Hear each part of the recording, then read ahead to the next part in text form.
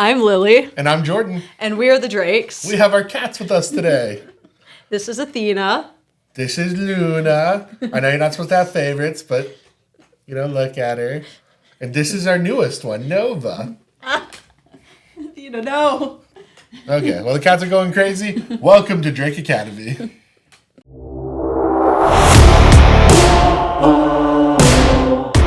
For today's episode, we're going to be talking about what decks we are thinking about picking up alongside our main ones. Lily is looking at a different one than Blue Farm, and I'm going to talk about what I might play outside of TNT.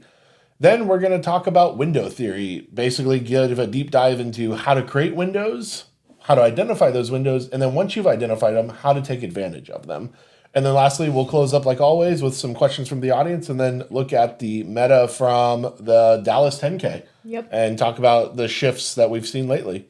All right, Lily. So, Blue Farm's getting boring and frustrating and all the other problems that people who play Blue Farm too much have. Never. Oh, okay. So what deck are you thinking about picking up? I'm actually thinking about picking up Pirate Farm again. That's figures. OG Pirate Farm, the same list from 6 months ago or whenever I strayed from Malcolm's Light.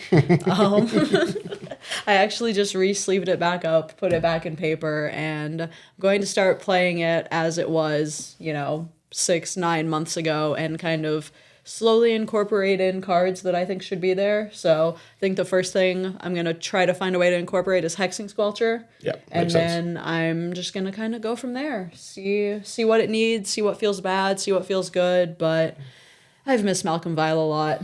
I know I posted in the Malcolm Discord, I'm coming out of retirement with no context. So. Do you play Knuckles? Ooh. Should you play Knuckles? Not currently in the list. It's further down my priority list. Should play Go-Go. Go-Go. You joked about this in the last episode. I'm telling you, that card is... I think that card is underplayed. You think so? For decks like that, specifically. Like typal decks, I think. Mm-hmm. Or if you need double of something, I don't see why you wouldn't. It's kind of fair, honestly.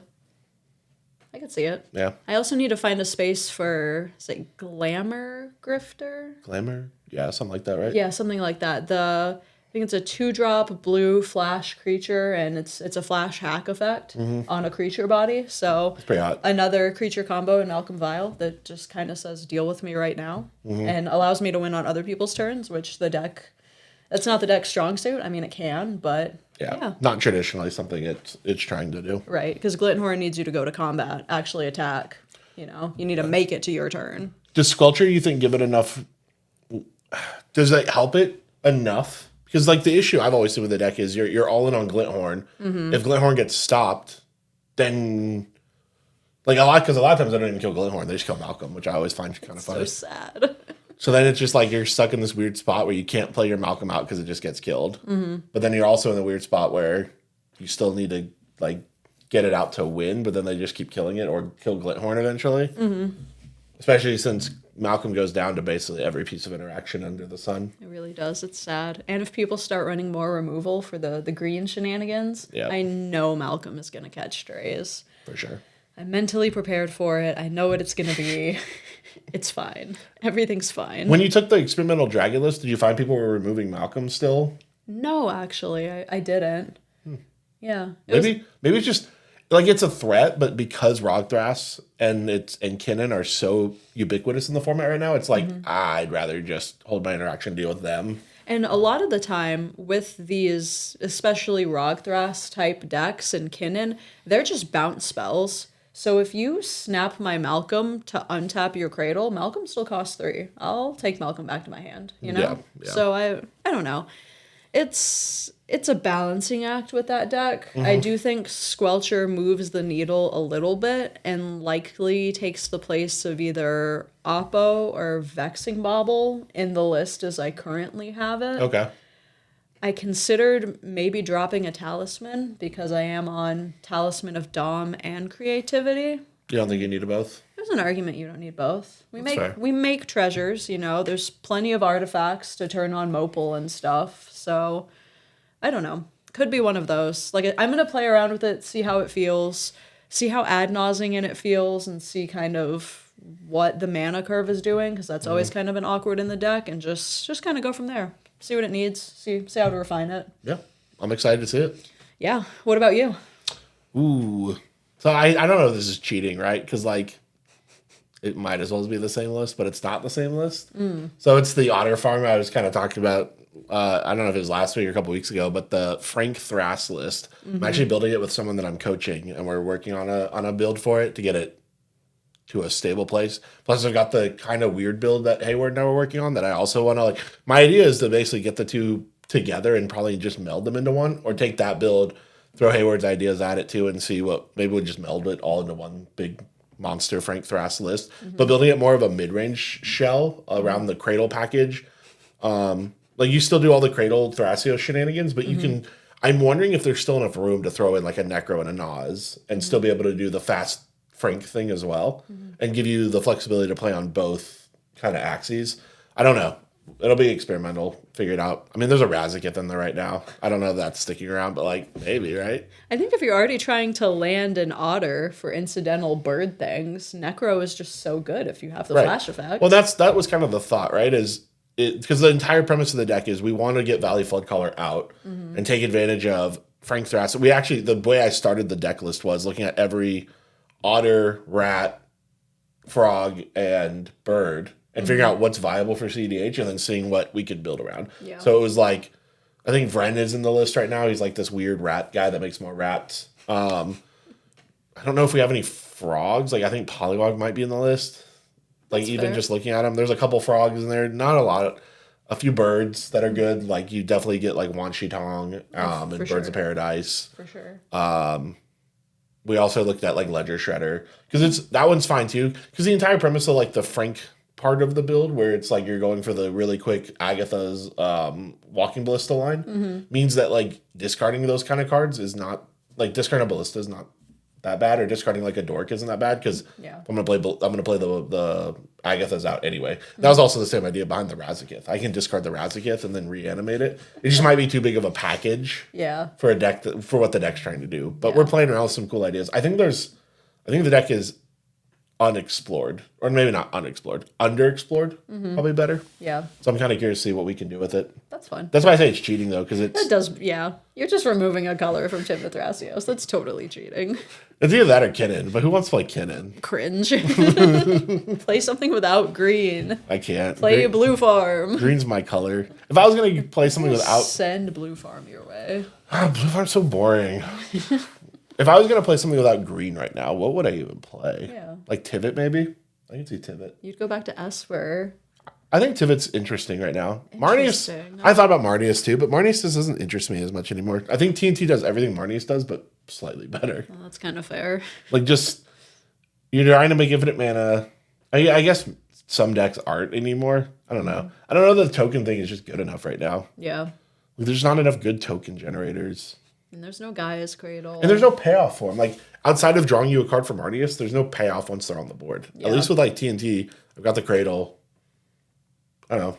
Maybe if you're on, like, Flash Photography, I just copy other people's Cradles. Enough Cradle decks. That's true. It's kind of funny. I could see it. Get the reducers. Just build, like, Marnie's clones. Marnie's clones. I lose to anybody that doesn't play a Cradle deck, but if you play Cradle, I win, like, handedly. You're just in an all-blue farm pod, and you just clone their heuristic studies. There you go. You're still fine, right? That's just what Kinnan does, right? Like, Flash Photography being able to copy a land is pretty nuts. It is. It is. I don't know. I just don't see any other color. Vivi's interesting. Vivi is interesting. I could see Vivi. You'd run a control variant, though. You wouldn't run the slam it into the wall variant. Well, that's why I also joked about maybe just bringing back Niv. Honestly. The format's slow enough. I wonder if you can get away with it. Go ahead. I mean, people are getting away with it. That's why I'm wondering. I've seen people hard cast Niv. Unironically, unimpeded. There's just a Niv visit on board. Do you have enough treasure generators in Is It to where you could get away with it? Oh, yeah. I consider Niv Perun and Pirate Farm at least every other day. Yeah. So, I mean. Yeah. There's space there, I think. Yeah. There's space there. It's an interesting thought experiment. It is. I think it would be Is It, actually, now that I think about it. Before Esper. Is it before Esper? I think so. Okay, I can see that. Maybe I just play Elena, the Otter Commander. I take it from casual to CDH and just get my butt walloped. You and your otters. All right, now that we've talked about the decks that we are considering playing, thinking about playing, potentially bringing to events? Probably will play. Well, you're going to bring Pirate. Are you playing it this weekend? I am. Oh, okay. I am. Yeah, I'm not ready for... Frank Thos isn't ready yet. Absolutely 0 reps on it since whenever the last tournament I had Pirate Farm. Probably Land Go. the Nashville Envy back in May. Because I played Blue Farm at the Envy in August. And Blue Farm at basically every major event since then. Yeah.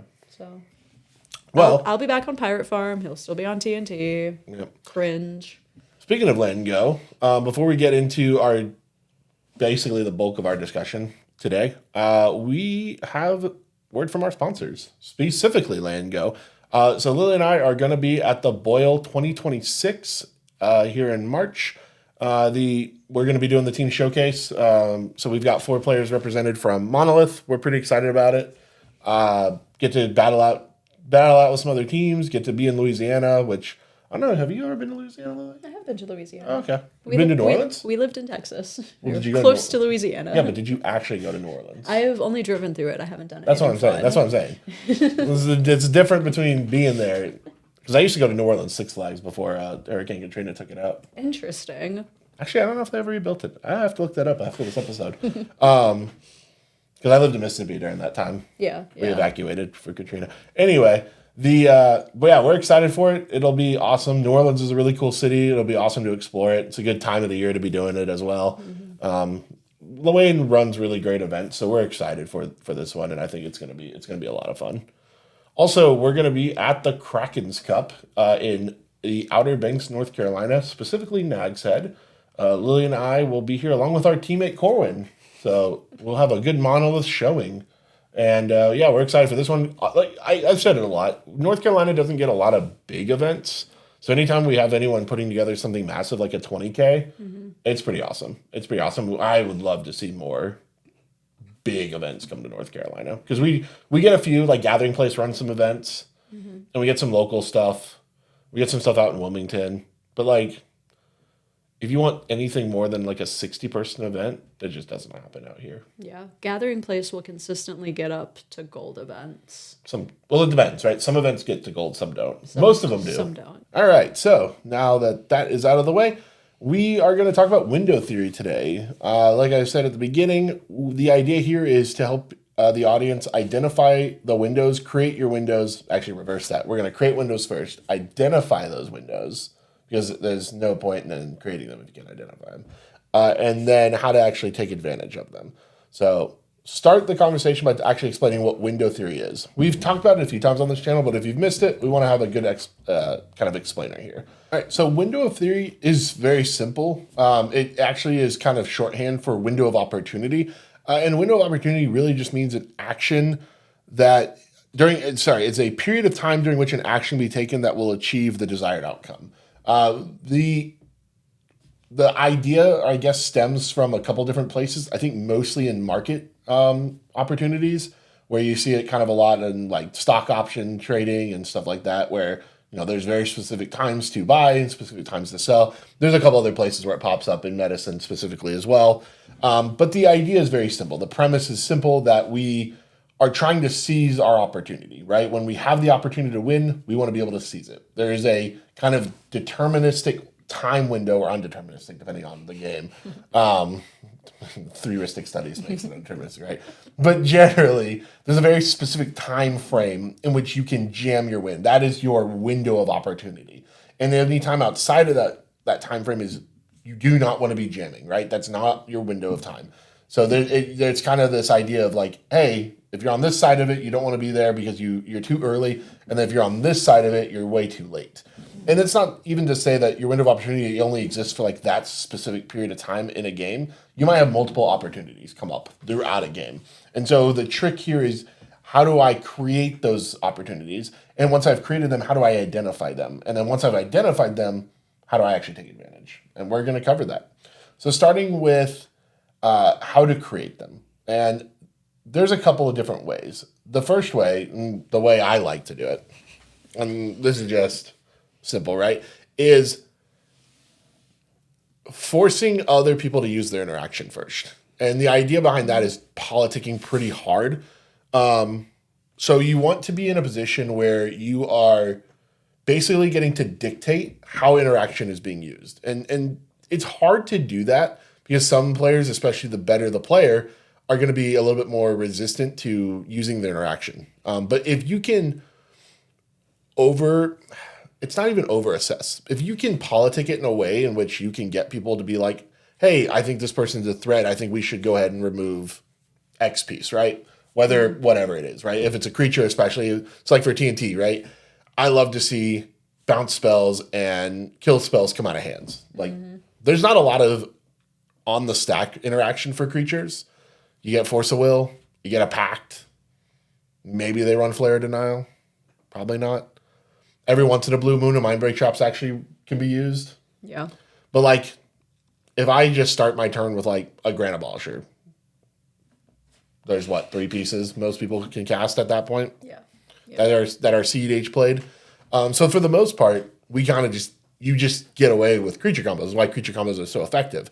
However, the downside to the creature combos is always, well, if they're running onboard removal, onboard interaction, now you're in a little bit more of a rough spot because the more onboard interaction that gets run, the harder it is to push your creature wins through. So, for example, when I was playing against a blue farm player at the 20K CCS event, they were running a disproportionate amount of onboard removal, and I've seen most blue farms run like lightning bolt on a blue farm player is crazy. You don't see that very often, but it was enough to like completely hose me because my deck cannot handle that much onboard interaction. But in the current meta game, there's generally not that much onboard interaction. It just doesn't happen because most of the faster win cons are on the stack. So you have to have on the stack interaction first. It's like, we'll worry about the creature decks later. Right now, we have to worry about the Rogsai and the Ral and the Atali. You know, Ral kind of removing Ral works. Depends on the game. Sometimes I've removed Ral and it didn't even do anything. Yeah. But like decks like Rogsai, decks like a Turbo Blue Farms, deck like there's a lot of decks where just, creature removal doesn't matter. Yeah. Any Turbo Mardu shell, right? Yeah. I mean, some Dargo shells you could probably get away with running on board removal. I think onboard removal is probably a little bit better than people realize right now. That's fair. But Breach is so ubiquitous, and Breach is still the best win con in CEDH. And Breach is once Breach resolves, onboard removal doesn't matter anymore. Exactly. Generally, I mean, sometimes it does, but most of the time, unless they're just relying on a diabolic intent or some kind of sacrifice effect, and that's their only tutor. Yeah. That's about the only time you'll get got. I mean, our buddy TK did get his, under his Hexing Sculpture, did get his Underworld Breach bounced twice. No. And he lost. Or drew. TK, no. But, like, how often does that happen? That's rare. I've never even heard of that. I've seen people really effectively playing around Squelcher, though, and just using the bounce effects. I do not think Squelcher has been as effective as people realized. Yeah. It has not changed any of my games. Yeah. The most thing it did, and actually I was joking with Jordy about this, but it required Corbin to pay 6 life, which forced him to push earlier because his life total got too low. So he kind of felt, I think he was feeling the internal clock a little bit, and he pushed into a bad window. And he's like, this is the most effective thing Hexing Sculpture has done for me, is forced 6 life. Because he was killing it with his Bowmaster, and so he's having to pay the ward cost for it. Oh, no. And it cost him 6 life to do so. Oh, no. I was like, that's funny. That's actually kind of really funny. Who knew ward pay 2 life would be relevant in a CDH game? For a blue farm player, it can be. I mean, yeah. Right? Because Corbin got down to like 15 life. And he's the faster blue farm variant, too. He's trying to Naz and Necro off. And I think Jordy was starting to put pressure on people with the Crom. So you couldn't just sit there and just, wait it out. Like he was not in a waiting position. Yeah. I looked at his list. Deadly Relic, Cyclonic Rift, Lightning Bolt, Flood Maw, Chain of Vapor. I never had a chance. Swords. Jesus. Everything. And Bowmasters, Mayhem Devil. He's like, I will not lose to Rogthras, Kinnan, or TNT. Chef's kiss, my guy. I appreciate the dedication to no creatures because same. Very relatable. Yeah. So I think in that game, or like when I think about it, right, the window you create by pushing other people to use the interaction. So like if I'm in a game where everyone's gone down really low and they've used and I've seen a bunch of onboard removal go, that is a theoretical window that has been created. It's been created because I was able to politic people into using their interaction, right? I didn't have to use mine. Well, it doesn't even matter if you have to use yours. Like, it kind of does, but it kind of doesn't. Because really what you're counting in that particular instance is likelihood of removal in hand based on the amount of cards that have been seen. It's almost like an algorithm, right? Or like a little formula. Yeah. It's like, X equal, Oh, no. X equals the amount of cards cast versus, you know what I'm saying? Like, Yeah. it literally is, though, like, how many cards have they seen? And this is where kind of deck knowledge helps a lot, because then you can kind of guess the interaction in a deck. Like, I know if I'm playing against a teamer deck, I'm probably looking at Snap, Chain, maybe this town. Outside of that, probably like Ottawara as well. Yeah. And then some niche interaction, but like not a lot at that point that I'm super worried about. Like, you won't know niche stuff. Like, you can think maybe there's a lightning bolt there. Probably not, but like it's possible. Yeah. If you're playing against Blue Farm, right, probably probably swords. For sure. Maybe Raleigh. Maybe. Definitely into the Flood Maw, definitely Chain. Yep. Anything outside of that is kind of flavor. Like, Right. Cycrift is a choice. Some people don't. Oh yeah, some people Cycrift do. for a teamer as well. Yeah. Like, yeah, there's a lot of like potential removal that's out there. So you just have to kind of think through, what are the odds, right? If you're in a singleton card deck, what are the odds they're actually seeing their removal? And if they're having to use on other pieces, what are the odds that I can sneak mine through? And even more importantly, especially if you're doing lines like Abora lines or Emil lines or stuff where it's like I can continuously do it, how much removal is out there for my creatures still? Or how much interaction, I guess, is out there for my creatures where I can keep going on top of stuff before I'm stopped? Yeah. So I think politicking will definitely create you windows. That's true. I think also going back to a discussion we had in another episode about force multipliers. So after, or really while you're politicking, right? Because politicking is something that occurs throughout the game that is kind of fluid and doesn't ever really stop, right? But Certain players. yeah. I'm not one of those players. Okay, sure. But what you can do in the meantime while you're politicking is continue to accrue your force multipliers and kind of create that window for yourself on board. So, professional facebreaker with a lot of treasures, Emil and the ability to tutor at will and go make infinite mana whenever you want to, right? Start building up these inevitable board states. And what is inevitable looks different for your deck, right? So, Ral with just Ral sitting out there, they can probably push. Jordan with one creature, Jordan with 30 creatures, okay, we have a problem, right? It's also one of the frustrations with Malcolm Vile, because just Malcolm out is enough to scare people, So what is inevitable looks different for each board state and each deck.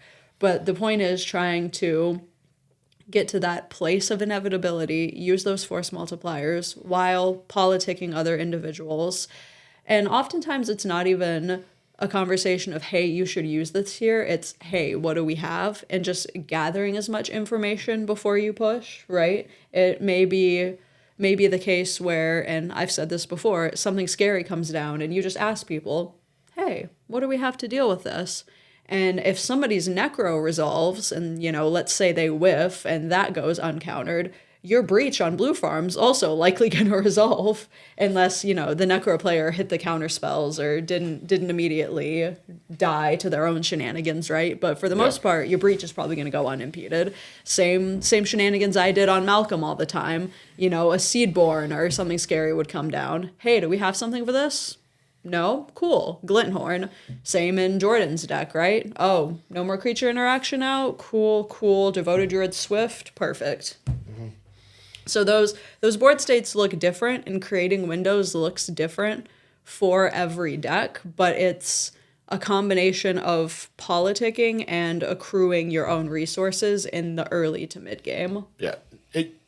The snowball effect is real for a lot of these decks to create the board state. Like, Sisay is another really good one. If Sisay sets up the perfect board, you can't win, right? Even if they just kind of are waiting for an opportunity in which it's harder for them to be interacted with, more than likely, if you've let them get to a point where they can start doing their thing, it's not impossible to interact with, but it becomes significantly harder. And that's kind of the point, right? Even if they're just inching their window up a little bit, the idea is that they're creating that opportunity just by setting up a board that is a Boro is another great example of this, right? Where if you put a Boro with a reducer and a Cradle out, and you have a couple other creatures, like people sometimes forget, I don't need Talon Gates. No. Like Talon Gates is the finisher, Yeah. but if you give me enough of the stuff on board, then I keep going no matter what. Like You're just gonna flip into it eventually, right, too, a Boro doesn't miss. No. Like, or it's statistically improbable to miss. Like in a world, Yeah, that's my issue with it. right, and there's a world where it does happen, but like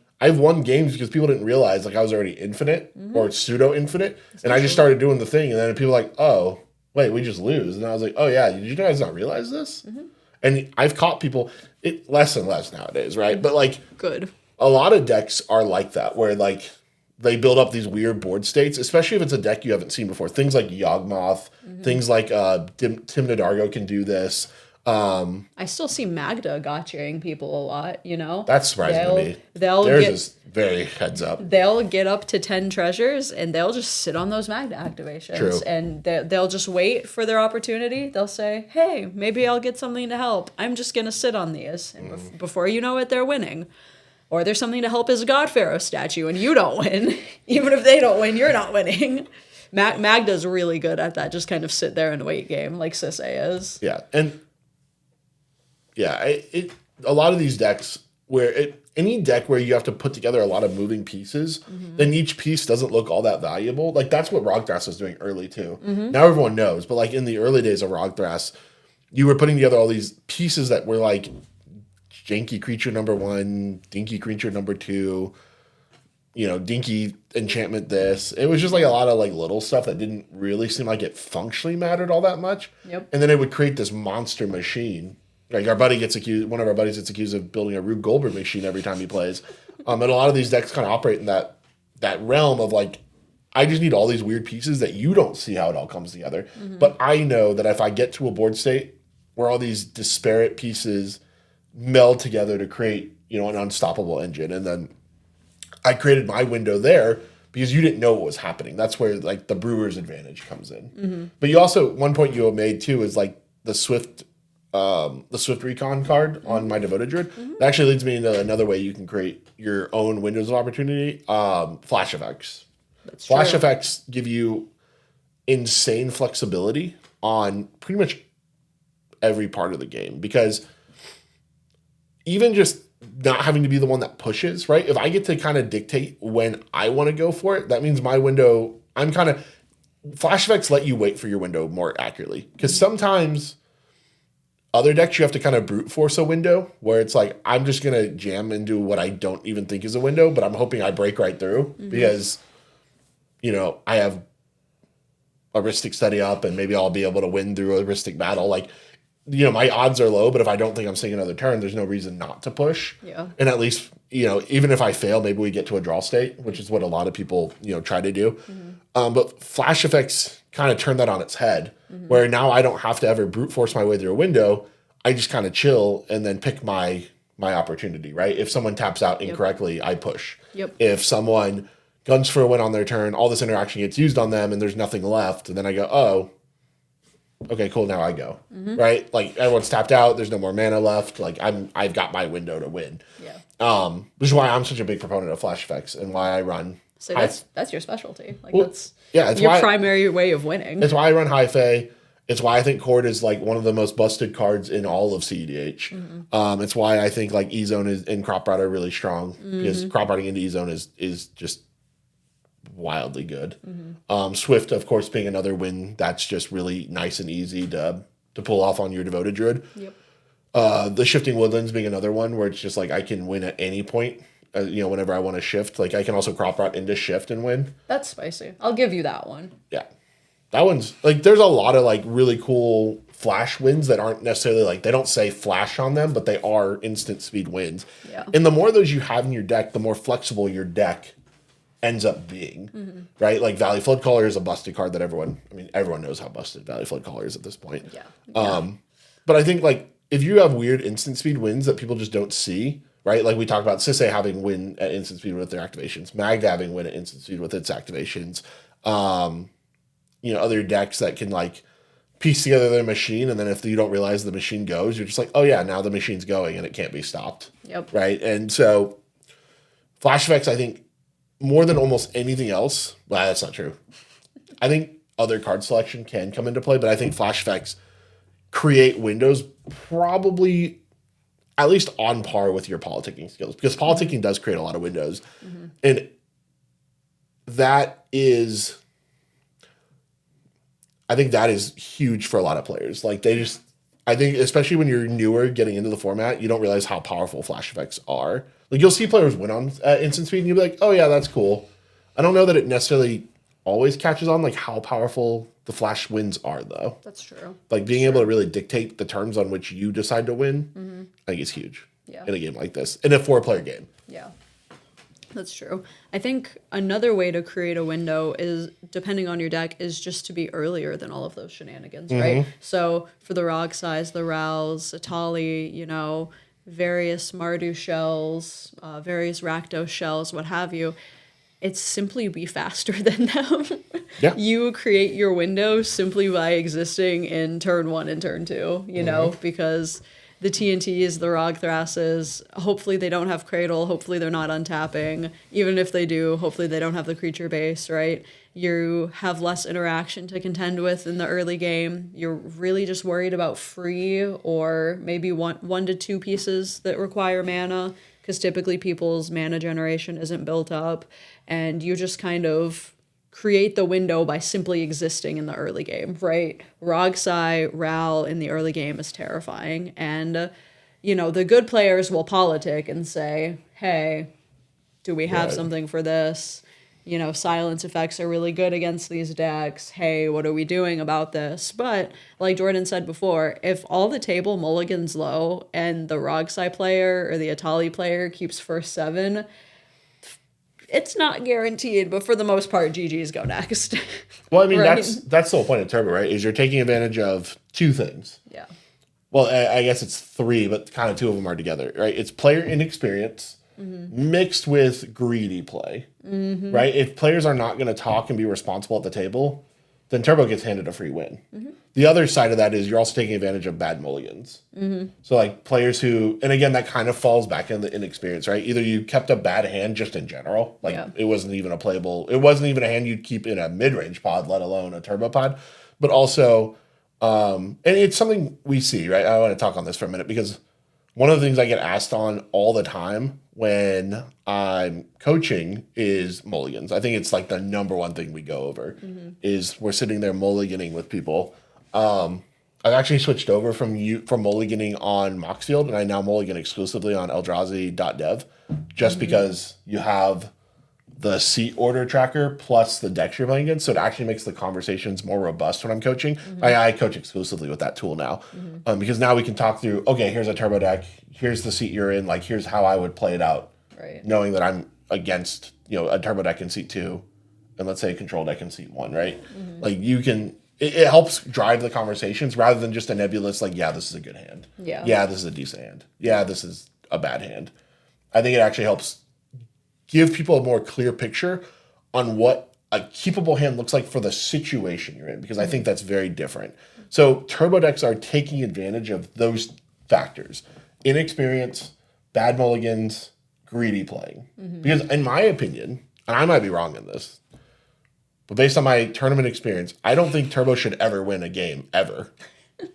Legitimately. Like if you have responsible players in the pod, turbo... Well, I should rephrase. A good turbo player can still find wins even late game. You should never lose in the first 3 turns of the game. If you're doing it properly. But so many people do. I've been in pods where it happens, right? Where I'm the only person that was responsible, and I'm like, guys, what the heck? We talked about this. We were going to be responsible, and everyone's like, I had a turn 2 Ristic study.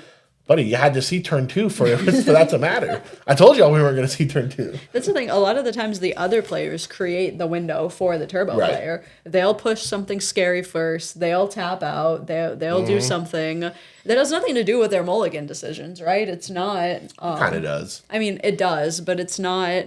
Oh, you kept a hand that does nothing. Why did you keep a hand that does nothing? Well, Ristic Study is doing something. It's just tapping out for it's not the right something for the situation. So like a great example, right? This game always comes up to me because I think about it all the time. A Rao was in seat 1 on the play. It was Hayward, our buddy Hayward, also our teammate. And a Marnie's player is in seat 2. I'm in seat 4, so I'm in a bad spot in this game. Hayward has a kind of a slow Rao start where he doesn't actually get Rao out turn 1, which I know is crazy. No. But he gets Rao out turn 2. Doesn't do a lot, but the Marnie's player drops a Smothering Tithe turn 2, which is like, okay, that's crazy. That's like a great play. They never saw turn 3. All those treasures didn't mean shit. Hayward won handedly, and I was the only one who had a piece of interaction for him. The other player, the blue farm player, didn't keep anything. Yeah. And the Marnie's player didn't want to shift away a turn 2 Smothering Tithe. Or turn 2 Smothering Tithe, which I understand. In a vacuum, I get it. But Their greed consumed them. But the hand did nothing else. Yeah. Like, you didn't have any interaction, no castable spells, not even an instant at all. So it was like, you're really praying Rao misses here on turn 3 is not a solid play because Rao is not missing. And to be frank, generally, you would never even have seen it at turn 2. I've seen Hayward win on turn 1. He is literally turn 1 people, yes. Like, it's rare. But it happens. But it does happen. It's a deck that it's easier for that deck to do it than most other decks. Oh, for sure. Take away like Crick used to be able to do it. I don't know if it still can. But that's the only deck. That's the only deck in a tournament I've ever actually played against that actually natty turned 1. Oh, I mean the last time we went to Wilmington for a tournament, I was on farm and I kept the turn 2 study against a Rao, and I think I was relatively new to playing against the deck at that point, and that was my bad. But I was already to a 5 or a 6. And I knew it was a turbo deck, but we were scraping the bottom of the barrel for functioning hands. And I tapped out for Heuristic Study on 2 and then immediately lost. Yeah. Instead of, well. At least Heuristic gives you a theoretical chance. A Smothering Tithe with nothing gives you nothing. And that was the other issue I had was like, generally, a turn, you're not even going to see your turn 2 with Rao in seat 1. So you're keeping no interaction against this Rao in seat 1. And you're hoping Blue Farm and TNT can handle it. You think Blue Farm's going to be? Those greedy fucks don't ever keep interaction. I don't know what they do. They're like, I'm just going to win turn 3. If they screw up and these 2 stop them, then I get a free win. It's either Necropotence or Heuristic Study. And that's what Blue Farm's doing. And you think I'm stopping them from seat 4? No. The fact I had that's not your problem. The fact I even had interaction. Yeah. Like, that was me being responsible. I had a Fierce Guardianship, and I made sure I could cast my Thrasios on turn 1 to keep up my Fierce Guardianship. But, they played the Smothering Tithe, and I was like, well, I can't counter that. No. I was like, I hope you've got a follow-up that's better than, does something. Nope. At least if it was, hey, I'm going to be greedy and cast the Smothering Tithe, but I have counter spells that I need the treasure mana for, right. That's totally different. Yeah. Hey, I'm in a politic getting my Smothering Tithe, and I have the interaction backup that I need the treasures for, and I'm willing to show you the spell. Cool, move on. That wasn't the case. Had they had interaction, it would be a completely different story. Yeah. Because then at that point, we've shut the window on Hayward. Like, there's no where. I mean, where do you go from there when you're running into that much interaction, plus the Smothering Tithe? It's rough. That's a bad place to be. It's better than getting silenced 6 times. It's true. That was funny. It's also why one of the reasons I've gone up on silences because that just hard shuts off Rao. Yeah. That's like the turbo strat, though, is you're tending to taking advantage of those things, which actually leads me into another way that you can create windows of opportunity, and that's by taking advantage of player mistakes, just in general. That's a good one. So, players that push into closed windows, that window is boarded up, bars over the window. You're like, what are you doing, buddy? I've seen it before, right? And I think we've all seen it, where someone's like, I have to push. And you're like, you really don't. You don't have to. Why are we saying this? You don't have to. Or someone who jams improperly. Okay, so here's a great example. I'm actually going to pull up footage for this from, this is actually the first time we'll do this on this channel. We're going to pull up footage actually from the game that we released yesterday on the Monolith channel, which was it was myself, Abby, Zeke, and Corwin. And actually I want to point to this moment in the game that Corwin makes a pretty crucial mistake. So during the game, if you look right here, you can see that Corwin has his Ranger Captain up. He goes ahead and cracks Ranger Captain. Now, kind of the crucial error in this game that allowed us to silence him and closed his window for good, and actually opened a window for Abby to try and push on his turn, was that he didn't need to crack Ranger Captain here. All he did was invite a silence. Whereas if he casts the wheel, he probably still gets silenced, but he gets his 21 treasures, more than likely. Right? Because it still forces me to have to use the Calamity's Wake that I use anyway. But now, instead of it getting stuck, his wheel getting stuck in his hand and he losing his Ranger Captain, he actually would have 21 more treasures, 7 new cards, and a Ranger Captain crack. This is a critical error in the game that I thought like really hurt Corwin and would have put him in an almost unassailable position. Like I think he just wins almost handedly here. Now giving me 21, because I don't even think he needed to give me the 21 vampires. I think he just taps 21 treasures and passes. You think so? I don't see a reason why not. Interesting. Maybe you untap 4 of them and you tap the other 18. You Calamity's Wake still, so he's still silenced. Right. So you don't have to, because you don't have to feed you. Because if I'm wheeling away the Calamity's Wake, I probably just launch it anyway to ensure he can't use the 21 treasures right away and win. And then if you look at later in the game, so we'll point to this situation, he does the exact same thing where he plays a Grand Abolisher to protect the wheel.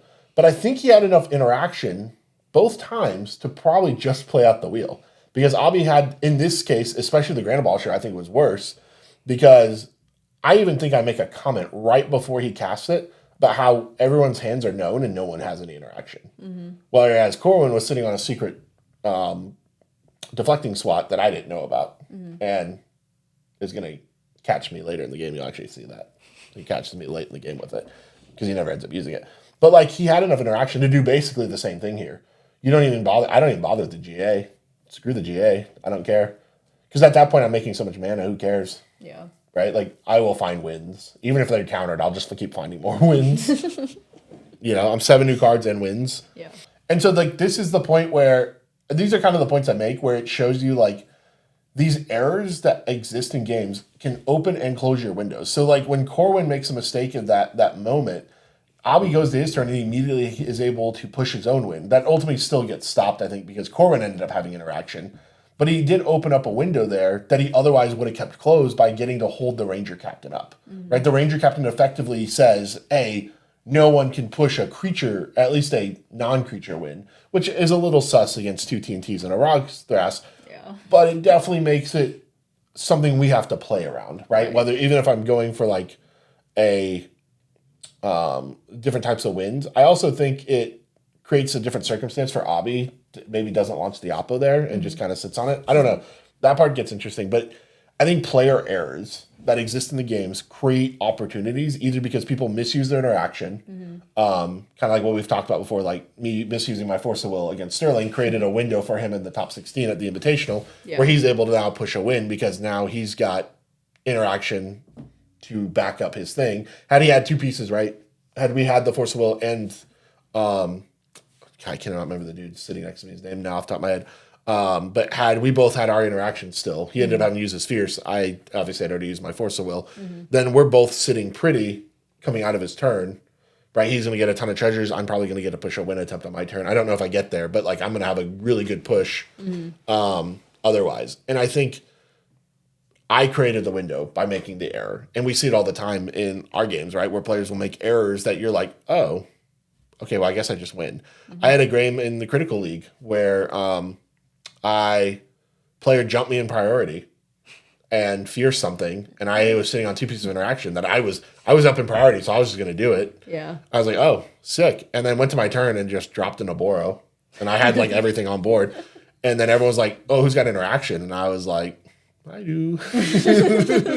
But like that was a clear error because if I have to use a piece and then I'm having to defend, like it makes my window a little bit more narrow because it's like, okay, I've had to use the piece, other people haven't had to use interaction, so now I have to think about it. But like when 2 players say, or when one player says, I don't have interaction, the player jumps me in priority and says, oh, this is my only piece, uses it, and the person's like, well, you guys got me, I didn't have anything. I'm like, okay, so no one has interaction going into my turn. Yeah. Like, thank you guys. Free information, I appreciate that. Right. Right? So like, that's what I mean by player error. Yeah. Be careful what you say at tables as well. It goes back to politicking, right? It does. It all goes back to politicking, right? It's a social game, so everything you say, like, just think about it because you might not realize you're giving away tons of information, but there's a very good chance that that information is more valuable to the player sitting next to you than you might realize. Like, I try to keep my comments to a minimum, but like if I do throw a comment out there, it's probably to like obfuscate a little bit. I'm not going to give away free information. Yeah.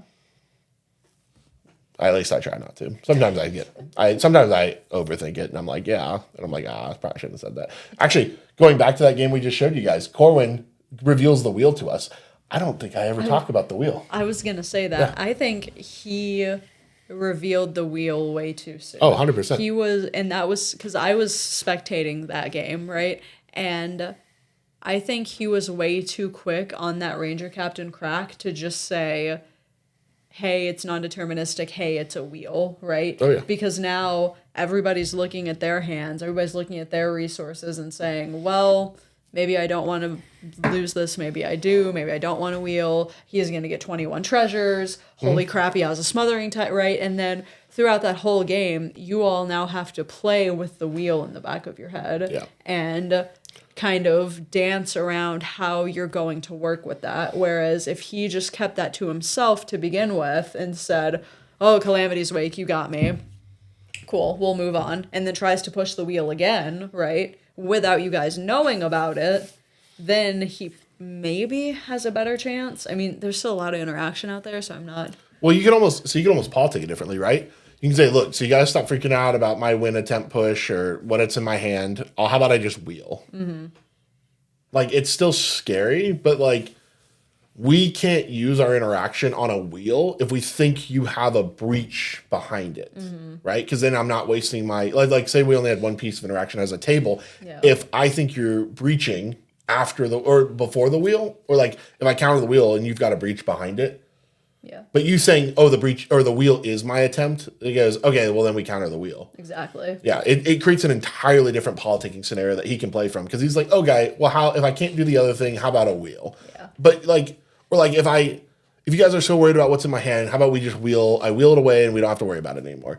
And, like, you don't ever have to tell them the wheel was the plan. You can just say, hey, if we're worried, we could just wheel, and it's not, we don't have to think about it anymore. Calamity's Wake makes that awkward, though, because it does. You likely fire that off no matter what. If you think he's breaching right at that moment under the silence effect, right, you fire it. If you think he's wheeling, you say, cool, I don't want you to have the chance to wheel or to breach post-wheel Calamity's effect anyway, right? Right, like, but at that point, you're getting the mana and the cards. So you already accomplished what you need to do. You just have to pass turn and wait for it to come back around to you. That's true. But at that point, the Draneth is still in hand too. Yeah. I mean, it takes Obby off Draneth, which sucks, but it also takes Obby off of Oppo potentially. I mean, the problem is Draneth never came back out anyways. Obby was already off Draneth the second it got auto-aura'd, right? So. But I think that's my point. Like, if you get to hold onto the wheel and then wheel, it opens up your window so much. It does, for sure. By making the error, he never really got a good window, because even his late window to push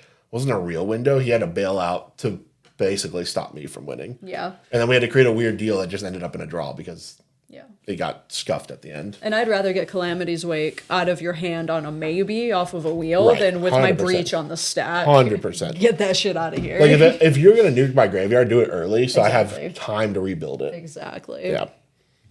No, 100%. As you guys can see, there's a lot of ways to create windows. And the hardest part is knowing that you've made a window, right? And that's actually a great transition into how we're going to then identify those windows. So Lily, when you think you've got a window, how do you identify it, right? How do you look at the board and say, I have the window. I know I have one. So it goes back to kind of what you were saying before. It's that formula and that calculation that every player does in their head when you say, oh, let me see your graveyards, okay? Force of Will, Mindbreak Trap, Pact, Red Blast, D-Swat. Interesting, right? It's that, okay, players, B and C have expanded a lot of interaction, and player D just pushed, and all of this interaction is gone because of player D. Now I'm player A, maybe, seat 1, seat 2, right? Now I can push. So it's that formula of what have other people done? Has somebody just pushed a win attempt? Has somebody done something scary? It's also, conversely, you have to think, well, Have people played flashy spells? Has there been an ad nos? Has there been a heuristic study? How many cards are in hand? Is it a lot of cards? Have they had to go to discard? Do we know relatively what they're sitting on?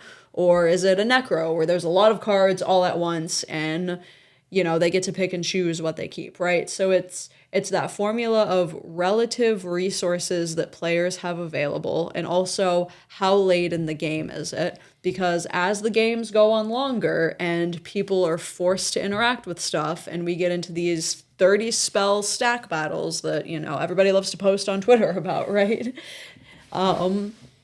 As we get into those, you're going to have less and less interaction and less resources to deal with the next player. And going back to the Monolith game, I think that's something you guys actually do really well is not terribly overextending into a push. Yeah. I think Corwin verges on it, but for the most part, everybody is very good at saying, hey, I'm going to stop right here. This person is dangerously close to winning. I think you guys were very good at identifying that, and that game is a good template for a lot of people to see kind of how you can talk through these gummed up board states. Yeah. But for the most part, and I've noticed with a lot of newer CEDH players, they have trouble identifying when somebody is about to go for it and when somebody else has identified the window, because some people see a window and it's just like, oh yeah, perfect, I'm going for it.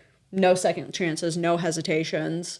I think you're kind of like that. You're very good at picking and choosing your windows because you're very patient with it. But there are also terrifying turbo players out there that are very good at saying, okay, I'm the turbo deck. Cool, time to go for it. Nobody has anything. Let's just send it. And they'll get there. Yeah.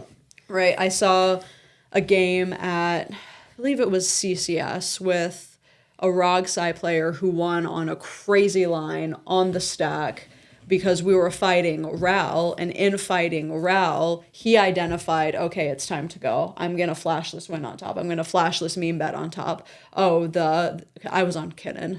We don't talk about it. Oh, the Kinnan player it was in the redemption event. Okay, we don't talk about it. She played her arch nemesis. She had to get a taste for the Kinnan. I went 0-2 drop, and I hated every second of it. You tell me you didn't have even a little bit of fun on it? You didn't get to do I make 7 mana super fast. I didn't flip once. We don't flip. It's not a flip deck. It's a make a ton of mana win. You didn't get to copy Ristic Study 3 times? I only had one Ristic Study. I failed. I'm sorry. I'm a failure.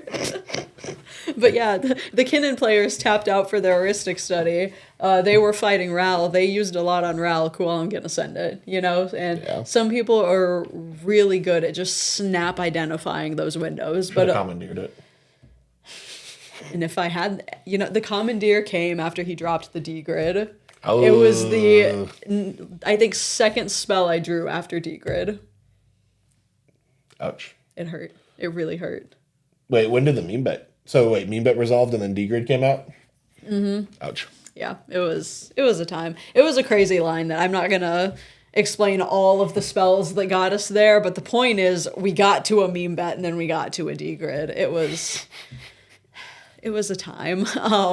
But yeah, some people are really good at identifying those windows, but I find a lot of newer players have struggles with identifying their own windows and identifying other people's windows, because other people are also going to be looking for their opportunity, and that's kind of the push and pull of the 4-player dynamic game. You can't let somebody else have their window too wide open either. Yeah, I think it's because the identifying windows is so dynamic and so fluid that it's really hard to keep track of it during a game, because it's almost, I'm not gonna say it's kind of like counting cards, kind of, right, in blackjack, right? If you know the system and you can kind of guess, because the blackjack decks are generally, I guess it depends on the blackjack, right, but most of the time, if it's a reasonable amount of deck, you can kind of calculate the odds. They've started getting up there to where it's almost impossible now, now they shuffle weirdly, so it's really hard to count cards now. Not that I was ever good enough to count cards. I tried. I tried to figure out the system.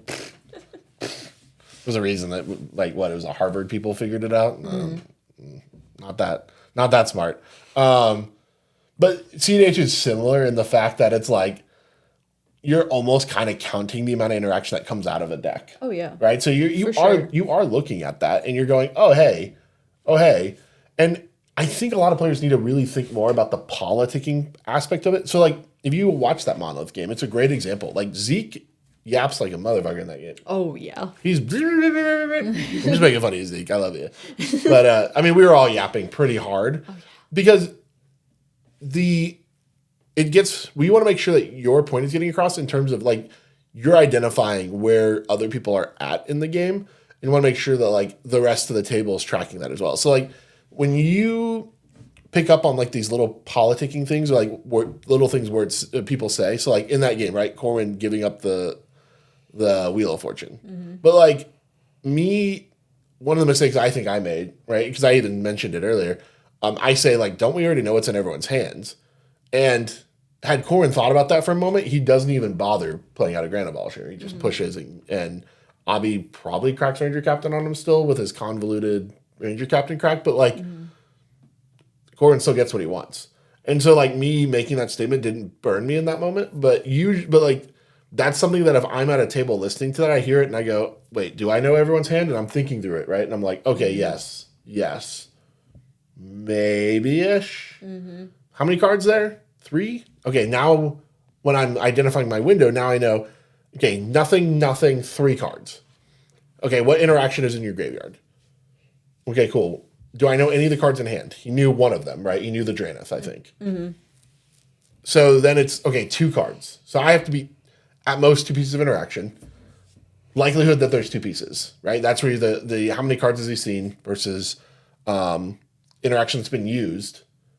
And then you kind of start to go, okay, what are the odds that both of those are interaction? Probably on the lower side. It was on the lower side. I don't think either of them were interaction. Yeah. So at that point, then you know you're free. You don't need to cast Abolisher.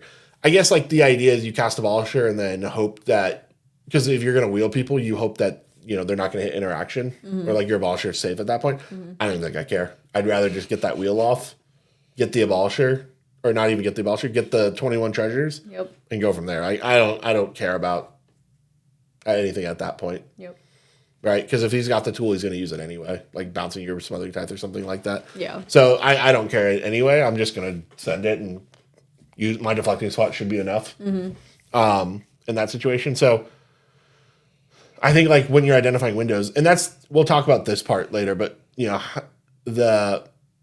when you've identified it, you know, immediately gunning for it also helps like push these kind of things through. But I really think it does just come down to kind of weighing that out, right? Weighing out how much interaction has been used versus how many cards have been drawn versus what interaction is in the deck. And again, this is where deck knowledge comes in, which is why I think newer players struggle with this so much, because there is an element of deck knowledge that exists there where it's like, I kind of need to have an idea of what this deck's interaction package looks like, so I know what's threatening to it. Another thing that you can also think about with your windows of opportunity is what your wins are does change when your windows of opportunity exist. So like a Thoracle Consult, it can win at pretty much any stage of the game, right? Because it's really hard to interact with the Thoracle portion, so most people are just interacting with Demonic Constellation. That almost never changes because Demonic Constellation is one of the easiest cards in this format to counter. Tate Impact, slightly easier, but it dodges Mental Misstep. But basically the same thing, right? Yep. When you're looking at a card like Breach, kind of similar vein, but when you're looking at cards like Grand Abolisher or cards like a lot of the creature combos are like that, or cards like a Boro, where especially if it's already on board, or you have like a combo on board and you just have to start activating through it to get to the win. So like Sisay, for example, is a good one. This is where the calculus changes to where it's like, okay, you don't need to think of all the counter spells at that point. You need to think of the onboard removal, right? And I think people still think through the entire interaction package. Okay, like, oh, they might have this. Oh, they might have that. You don't really need to think through that. It's what is actually the threat against you in that moment. It's like Malcolm. It's why I joke about the Malcolm deck, because Malcolm dies to everything. And Glihorn does too. right? It can be counted on the stack. It can be bounced and removed. Yep. I've Swift recontour Minotaur before. There is an old Idiot Brewing Company video where I'm on Pirate Farm, and was Chris on your TNT variant? I don't know. I think Chris was on Jordan's TNT variant, and I had the most ridiculously protected glint horn push. I think I had glint horn and like 3 pieces of interaction, right? It was the dream. I think I'd had a draw engine, maybe, I don't know, don't quote me on that. Most ridiculously protected glint horn. It's a Malcolm Vile player's dream, right? We dream of this moment, just telling the TNT player, no stop, no stop, no stop. The very last thing that Chris did is Swift recons my glint horn. Yep. On camera. It's funny. It was terrible. It's so funny. I've had to do it to Natali before to not die.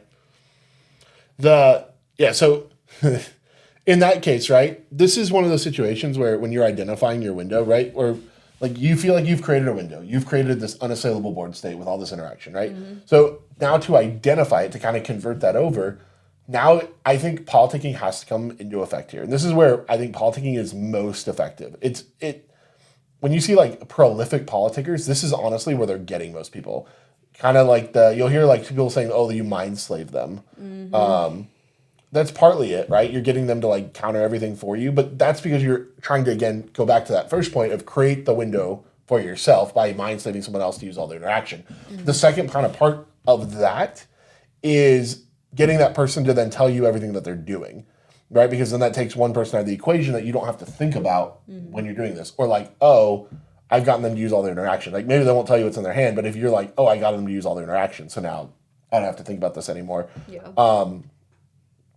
It goes both ways. When you're the player also trying to push win, you can just ask people, like, hey, show me interaction or I'm going to push, right? And if they show you a couple pieces, you'd be like, I need to see whatever, right? I need to see pieces, I need to see something, or I'm going to push win and I'm going to force it all out of your hand and then we'll lose to them, right? Like you'll see it from a lot of like top level players or whatever, that's like a common thing. They'll be like, hey, show me some interaction or I'm going to push a win here.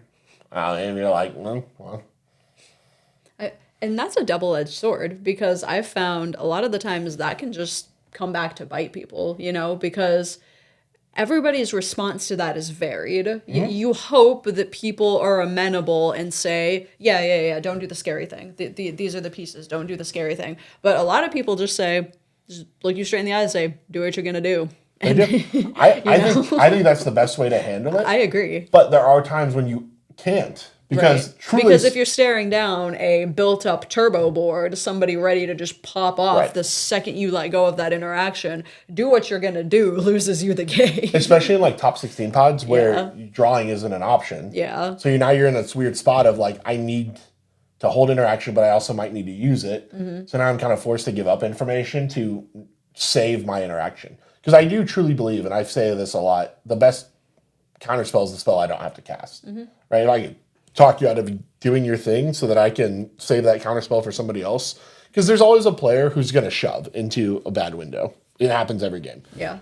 Somebody inevitably gets, they're going to get, and this goes back to player error, right? That we talked about windows opportunity get created by player error.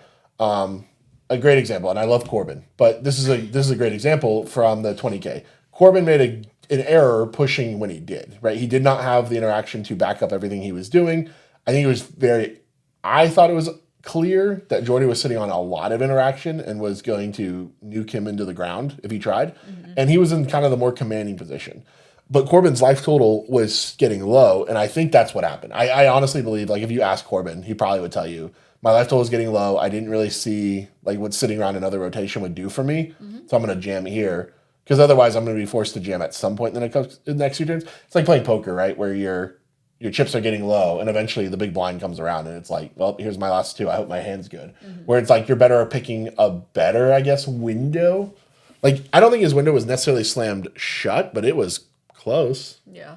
There might have been like a little cool breeze coming out, from the corner. But I don't think it was not open, that's for sure. Yeah. And then, Jordy and I end up fighting a massive battle on the stack, but his insane amount of removal and my misplays, basically he had it, right? Like, There was a window. I'm actually gonna build a puzzle for it. I gotta figure out this puzzle. I gotta remember the board state. I actually need to talk to Corbin if he can remember the board state because I can't. It's also like the game where we silenced Hayward 6 times. Right. And the Malcolm Vile player said, hey, give me a reason to cast this Necro. And do what you're going to do. That's a case where it's like, you just told me you have a Necro. Hold on. No, wait. Put that on the stack. Let me counter that. Yeah. I don't need that hanging over my head for the rest of the game. Like sometimes you're better off getting rid of it.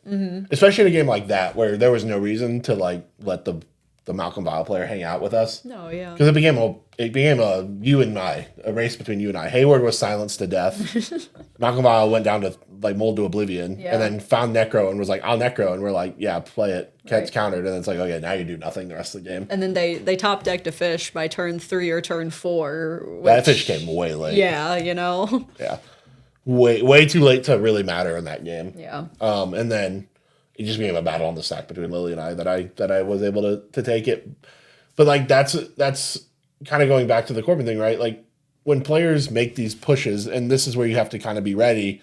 And this is again where I saw like I think the flash enablers are so key is because when players are going to make suboptimal pushes, that opens up windows for you to go, and you can identify those windows by people running out of interaction and by people starting to hesitate more and more. You'll start to see it when people getting low, because initially they're going to go into the battle confident, right? Counterspells will fly left and right. There won't be a ton of talking at first, especially if they think they can win. When people start to get nervous about whether they can win a stack battle, that's when the yapping begins. Now, that is not a blanket rule, because some players will go into it and start yapping like crazy. Yeah, step 1, yap.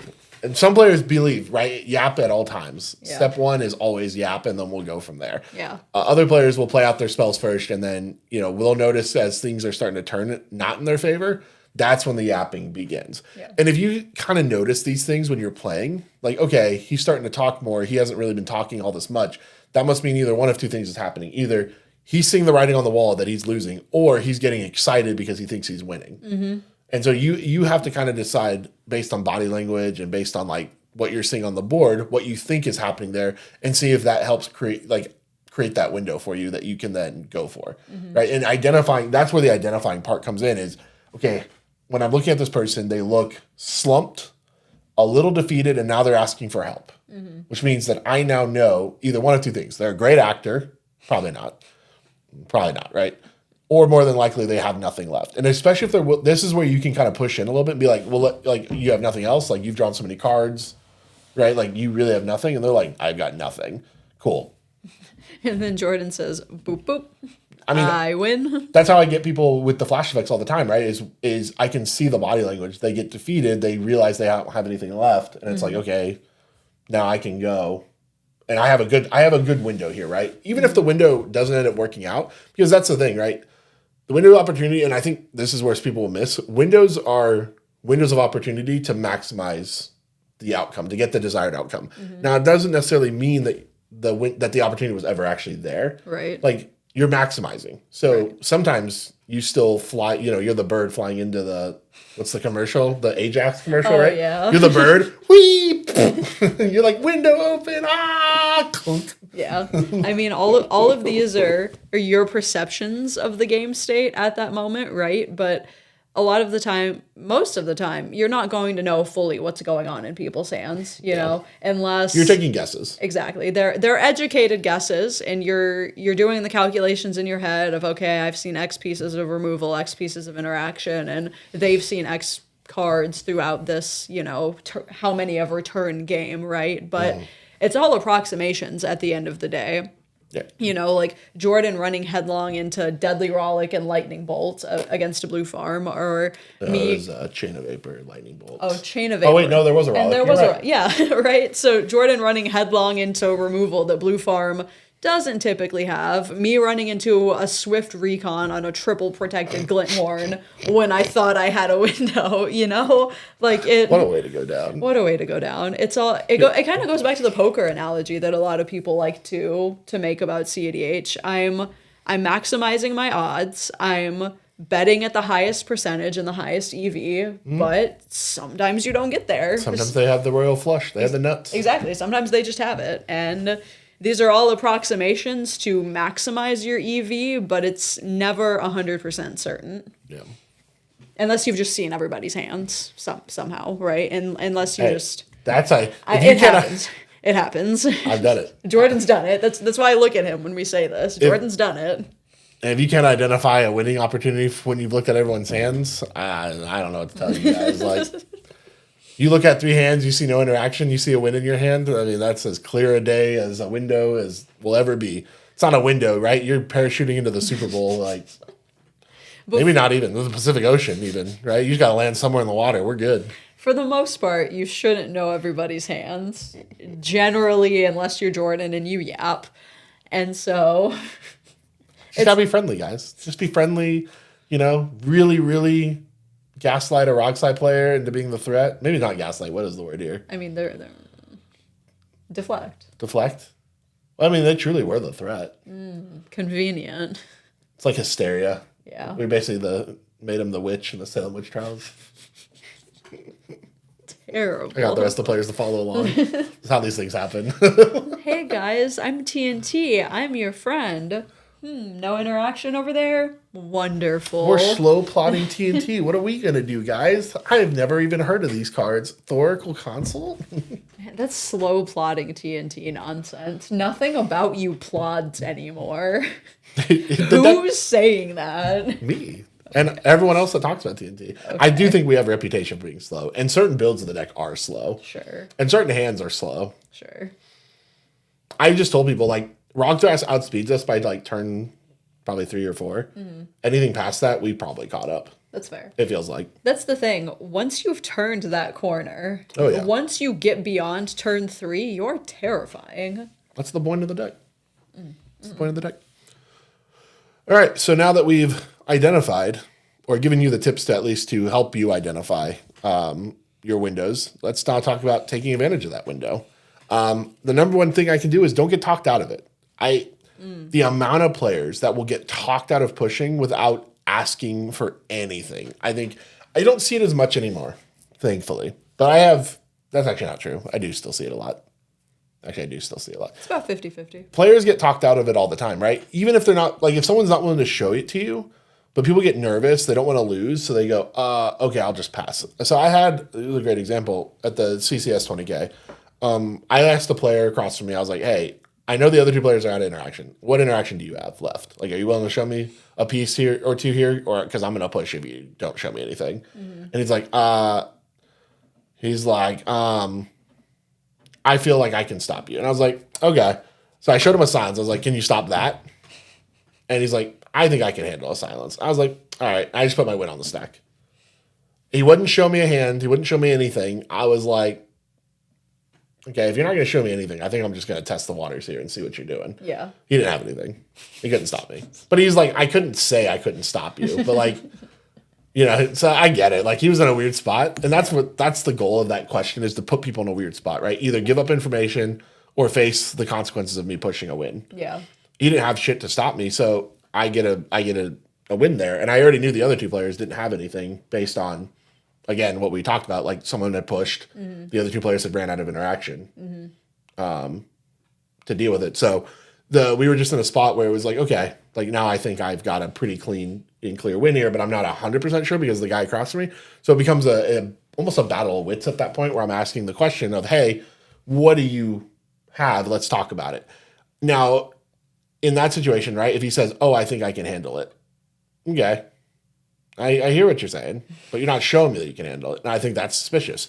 But I think enough players would get talked out of it at that point to not go for it. Mm-hmm. And then they would just not. And then they'd miss that. That's a clear window. That is a shining, it's a lighthouse, right? Lighthouse in the bay. Ooh, come to me. We're here. Yeah. Or actually, wait, are lighthouses warning you away? Hold on, I think that's actually what it is. Maybe it's wrong. No, the opposite of a lighthouse. Yeah. Because lighthouses are warning you of rocks, so don't come to me. Ignore this analogy. This does not work. Anyway, we are something, but I don't know. I lost it. I lost the plot here. Either way, right? You've got a clear win, as clear as day, and players can get talked out of it. Actually, the funny thing is, the game where I played against the player where the game where everyone showed me their hand at the Boyle 2. That game, I convinced the Rockslide player not to push because I had a piece of interaction to stop him. Mm-hmm. What I did not say is that if I could cast that piece of interaction, which I could not. That's so squirrely. It's not squirrely at all. My words mean things. Words matter. I don't condone that. This was a while ago. I don't do this anymore. It was squirrely. Yeah. It was so squirrely. Yeah. I mean, had he asked me to show it, I would have been like, okay, you got me. Yeah. But that's the thing, right? That's why I say, make people show you. Like, don't just take them at their word. Mm-hmm. Right? Like, sometimes you're going to get got, but I'd rather get got thinking I might have a chance here if they're not willing to show me, rather than hesitating on a potential win because they don't have anything. Mm-hmm. Right? Like, that's where I think I'm at with it. I'd rather just jam into what might have ended up being a closed window. Mm-hmm.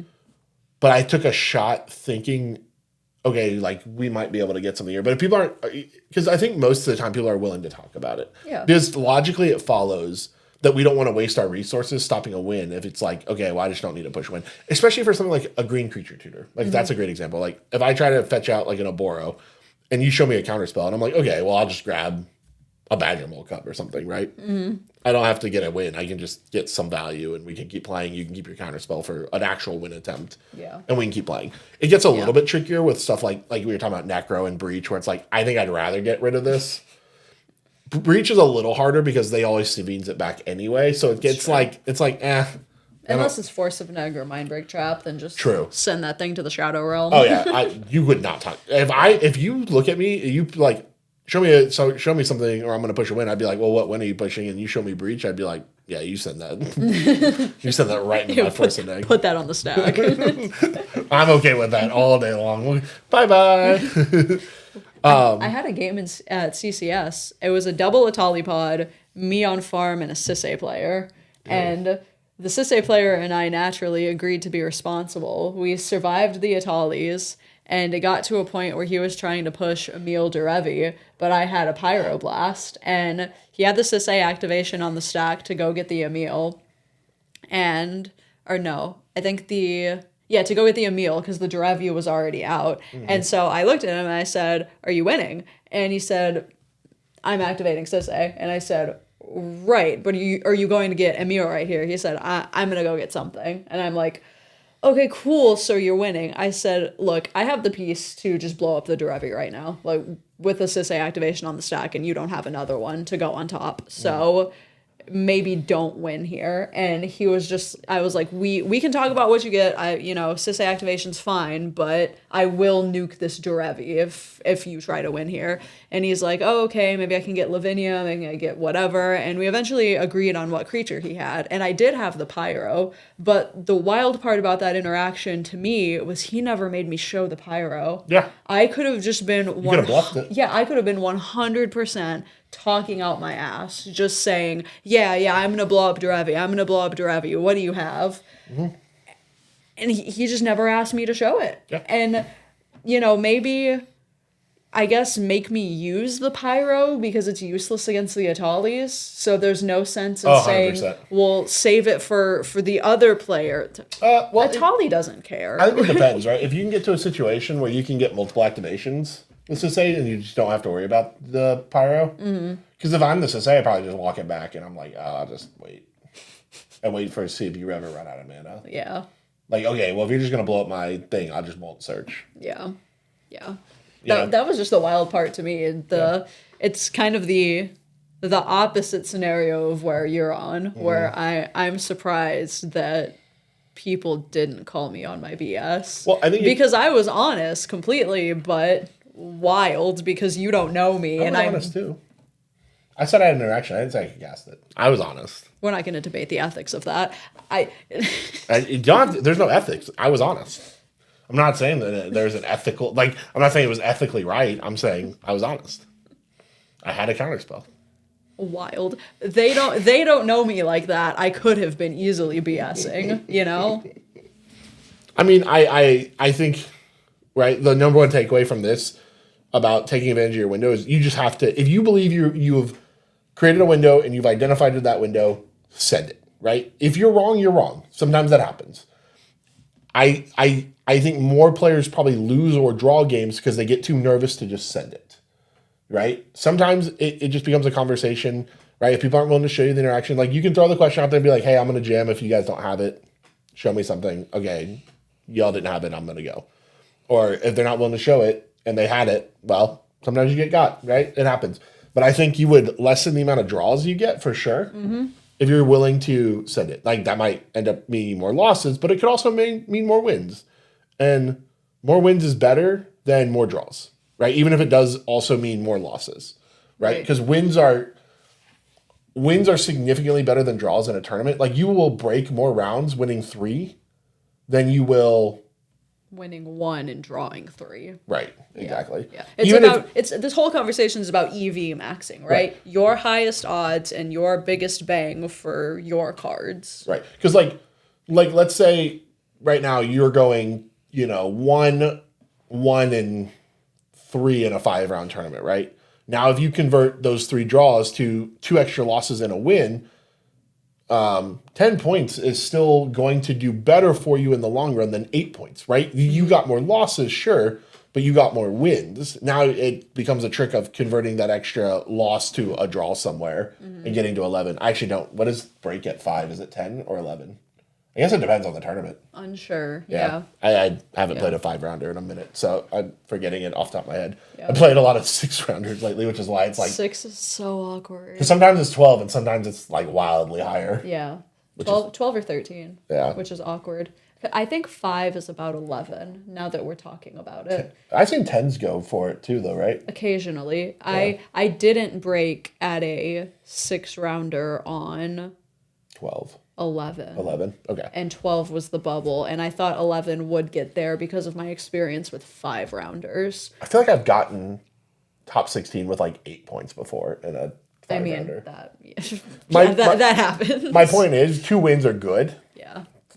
A win and 4 draws is not good. Yeah. Like it's still better points to just do 2 wins. So if you can find more of these windows where you're like not nervous and you're just willing to go for it, you'll find that you're actually going to succeed more in tournament play. The other thing that you can do to like really take advantage of this is running, and this kind of goes back to the point 1 a little bit, but card selection. So the silencers are huge here. Things like Hex and Squelcher are huge. But also like these cards that are weirder, maybe a little bit more niche, but let you kind of play the game in a different way. So like for me, Oculus is one of those cards where like I get to flip up my silencers. You have no way to even interact with them at that point. And you're just locked out. And that's incredibly like hard to play against properly. So cards like that. There aren't a lot of those kind of cards, but things like Cavern of Souls are ones like that. Squelcher, of course, is really hard to play around. What was the blue land that made all your stuff uncounterable? Why can I not remember it? Mysterized Village. Yep. Mysterized Village. These kind of cards, right, where you can make stuff uncounterable. You're really reducing the amount of cards at that point that a player can even do anything with, right? At that point, it becomes, can you get silenced? And do I have a Mind Break Trap? There's not a lot else in CEDH that you can do, which is why I'm so high on running more silences like Calamity's Wake and Orange Chant. Because it does give you options against these kind of plays. And Sculpture being now another uncounterable. But card selection is a huge part of this, of maximizing that window is, okay, I've identified the window. Now I can make sure of it if I can cast something uncounterable, right? But that comes down to deck build and card selection within that deck build. Another one is Split Second. Split Second is a huge way to break parity. And there aren't a lot of them for obvious reasons, but when you do encounter them, they're obnoxious and they really help on the stack if you're the one that has the Split Second spell. I mean, what even is being played in CEDH with Split Second right now? Legolas every once in a while. Occasionally. And that stupid one that... The Magda one, right? Oh, the Magda one, that's true. I don't recall the damage name. one. I don't recall the name off the top of my head. I don't either, but it's the damage one, right? It's in here, yeah. Yeah, that one's annoying. The one that almost got you.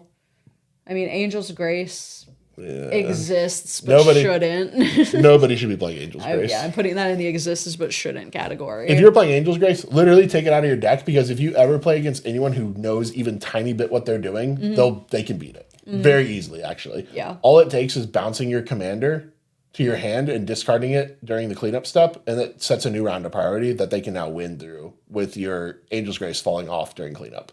It's that easy to win through. Every deck in the format, as long as they can bounce their commander with something, can do it. So that kind of goes to the card choice conversation. True. Right? Like maximizing if you want to stop your opponents, if that's what you're going for, maximize your ability to stop them. Because if you're looking to stop breach decks, you're much better off just slotting in an Orm's Chant, run Follow Jordan, run Calamity's Wake, right? Run what's the one? Flame Scroll Celebrant and what's the backside? it doesn't matter. Yeah, whatever.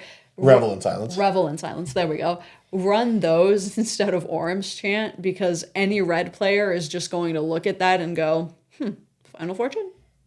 Yeah. Right? Like, maximize your card choices for the scenarios that you are most likely to find yourself in. Absolutely. And it's very likely that somebody's going to be able to Final Fortune on you or hit a Necro and do shenanigans and cleanup to kill the table when Angel's Grace is no longer in play, you know? Something like that. And the last part of it is sequencing. Just make sure your sequencing is tight, because nothing is more frustrating than correctly identifying a window and screwing it up as you're mistapping mana. You know, everything from like, I need to make sure I have the right colors. Like, I like to take a deep breath, right? When I get to those moments where it's like, cool, I've landed the Abolisher or I've landed the Breach. I'll take a step for a second. You don't need to take too long. Just a quick few seconds. Gather yourself. Get the shakies out, because I know some of us get a little shaky when you're attempting a win, especially if you're newer, right? Because it's going to feel pretty exciting. Shake it out. Get to that moment where it's like, okay, relax. Give yourself a second, and now cleanly execute the line. Right? Don't be afraid to think through it. If someone's rushing you or yapping at you, and you're the player with priority, and they clearly are not doing anything to stop you, tell them to shut up, right? You have that 4.1, right? We looked this up. 4.1. MRTA 4.1. MTRA 4.1. Dang it. I'm going to get that one of these days. You can tell people to please be quiet while you're doing your thing, right? If there's nothing they need to be saying at that point, if there's no plan, they got nothing left, they don't need to be talking during your time. Call judge if you have to. Doesn't matter. It's your time to try to piece together your win. Unless someone has specifically said, I need you to play it out because I have a way to stop it or whatever nonsense. Like, assume they're going to try and stop you. But, like, unless they're actively discussing how they're going to stop you, right? Because I've seen some people will just, like, talk randomly about the crap to try and throw people off their game while they're trying to execute their win. Just ask them to stop talking. Just be like, hey, guys, I'd appreciate it if you wouldn't talk during this time. Like, I'm active player with priority. I'd like to do my thing. Some players will still want to do it anyway. You can talk to a judge and say, like, hey, I'd appreciate it if they don't try to yap really loudly during this because I feel like they're trying to distract me. I don't know if a judge would do anything about it. But you can ask. Just try to tune people out as best you can, right? Some people are going to do that to you. I wouldn't do that. I think that's kind of scummy. But some players will do whatever it takes to win. So in those cases, just, again, take a deep breath, calm yourself down. You've identified the window correctly. Now just execute it. Get your win line down. I hate seeing players who've done everything correctly and just make like a minor mistake while they're going down the line, and that ends up screwing them over. It ends up being a major mistake by the end of it, and they lose a game that they clearly should have won. I hate seeing it because it's like, bro, you played it so perfectly, and your sequencing was not good. That's the thing. My big thing on this point is, don't get spooked when executing your win line, right? So we've got past step one where it's you've committed, you haven't been yapped out of it. Now we're to the point where you've maximized your card quality, you're to the point where you're winning. All you have to do is execute, and somebody says, well, play it out for me. Well, I have something. Well, I'd like you to keep playing. And I find that gets a lot of players flustered, especially when executing more convoluted lines. And I know it used to happen to me, especially when playing out breach lines, which I've now gotten way more comfortable with from being a Blue Farm pilot exclusively for, 9 months now, right? I used to get really spooked when people would say, play it out. So when you're to the point of properly sequencing your win, try to go into it at the most protected way possible. So if you have those silence effects and you have your Underworld Breach, you have your access to your graveyard, start with the Uncounterable Grand Abolisher with a Cavern. Start with a Silence. Orms chant the player with Heuristic Study. If you've somehow milled a Pyroblast or you have a Pyro, get rid of the Heuristic Study with a Pyro and proceed.